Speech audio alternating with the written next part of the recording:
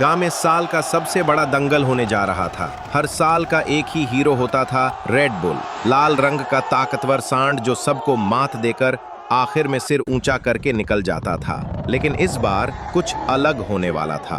पिछले साल दंगल के बाद रेड बुल ने जाते जाते मुन्ना की माँ, एक कमजोर सी गाय, को जोर से टक्कर मार दी थी। वो गिर तो गई, पर उसके दिल में दर्द से ज्यादा एक सपना था।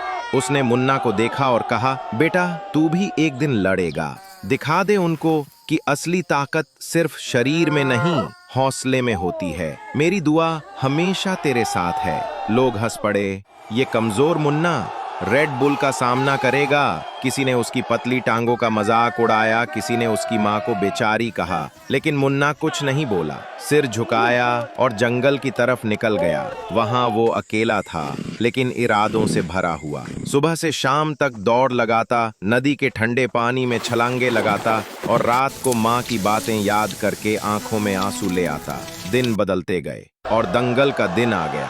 मैदान गरज रहा था, लोग इकट्ठा हो रहे थे और बीच में खड़ा था रेड बुल, लाल, गुस्से से भरा, गरजता हुआ वो सांड। कोई भी उसके सामने नहीं आया। तभी एक सांड धूल उड़ाते हुए मैदान में आया। जली हुई नजरें, सीना चौड़ा। लोग घबरा गए। ये मुन्ना है। मुन्ना ने माँ की तरफ देखा। माँ चुप थी, लेकिन आंखों में दुआएं थीं। घंटी बजी। पहली टक्कर, मुन्ना जमीन पर। दूसरी टक्कर, फिर से गिर गया। लोग फिर से हंसने लगे, लेकिन तीसरी बार मुन्ना ने ऐसा झपट्टा मारा कि रेड बुल को जमीन पर गिरा दिया। उसकी गर्दन पकड़कर जमीन में दबा दिया। रेड बुल चिल्लाया, लेकिन छूट न सका। पूरा गांव चिल्ला उठा, मुन्ना मुन्ना। मुन्ना उठकर माँ के पास गया। माँ रो रही थी, खुशी से। उसके चेहरे पर गर्व था और मुन्ना की आंखों में आंसू।